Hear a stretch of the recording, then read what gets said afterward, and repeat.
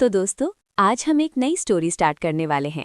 इस स्टोरी का नाम है साइलेंट लवर और ये स्टोरी बहुत लोगों ने मेरे पुराने चैनल पर रेकमेंड की थी। काफ़ी दिनों से मैं देख रही थी कि कोई भी इसे अच्छे से एक्सप्लेन नहीं कर रहा, पता नहीं क्यों। लेकिन कोई बात नहीं, आज मैं कर देती हूँ। तो चलिए स्टोरी शुरू करते हैं। कहानी की शुरुआत में हमें जेनो के प्रिंस के बारे में बताया जाता है। कहा जाता है कि वो बहुत ज़्यादा टैलेंटेड है, बेहद स्ट्रांग है और दिखने में काफ़ी डरावना भी है। उसकी लंबी दाढ़ी है, बाल बिखरे रहते हैं और उसकी हाइट करीब 8 फीट बताई जाती है। वो जब भी किसी बैटल ग्राउंड में जाता है, हमेशा जीत कर ही लौटता है। यहाँ तक कि कहा जाता है कि उसके आने से जंगल के जानवर तक डरकर पीछे हट जाते हैं और लोगों का ये भी मानना है कि प्रिंस ज़्यादा दयालु नहीं है। अब हमें हमारी मेन कैरेक्टर के बारे में पता चलता है। वो एक मेल है, लेकिन उसकी खूबसूरती किसी लड़की से कम नहीं।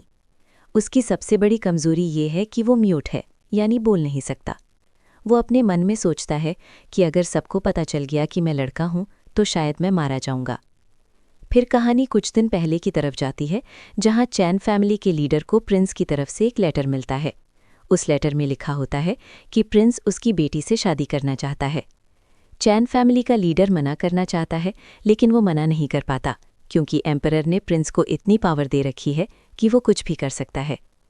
कुछ दिन बाद प्रिंस का सर्वेंट आकर कहता है, तुम्हें तो खुश होना चाहिए कि हमारे प्रिंस तुम्हारी बेटी से शादी कर रहे हैं। शादी जल्द होने वाली है, लड़की को भेजने की तैयारी करो। उसके बाद चैन की बेटी रोते हुए अपने पिता से कहती है, आप मुझे वहाँ क्यों भेज रहे हैं? वो बहुत क्रूअल है, वो मुझे टॉर्चर करके मार देगा, मैं उसके साथ नहीं रह सकती।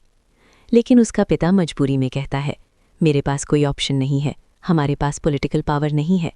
तभी लड़की कहती है, फादर आपको याद है ना, हमारे घर में एक म्यूट सर्वेंट काम करता था जिसकी ब्यूटी किसी भी वुमन से ज़्यादा है, हम उसे भेज सकते हैं।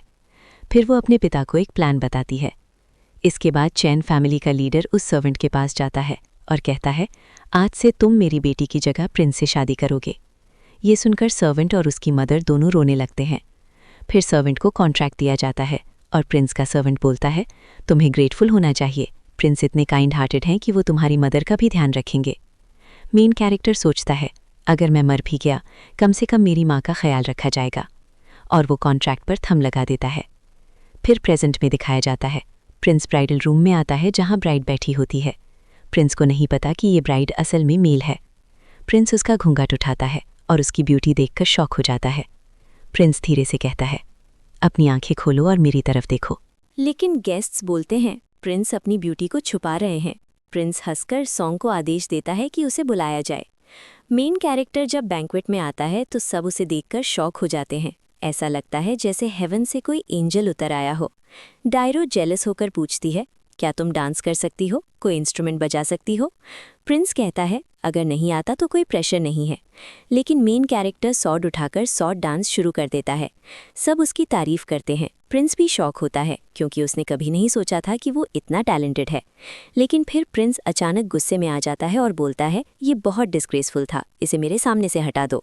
फिर वो मेन कैरेक्टर को पकड़कर पूछता है, तुम्हारी हिम्मत कैसे हुई अपना पहला डांस उन कॉमन लोगों के सामने करने की?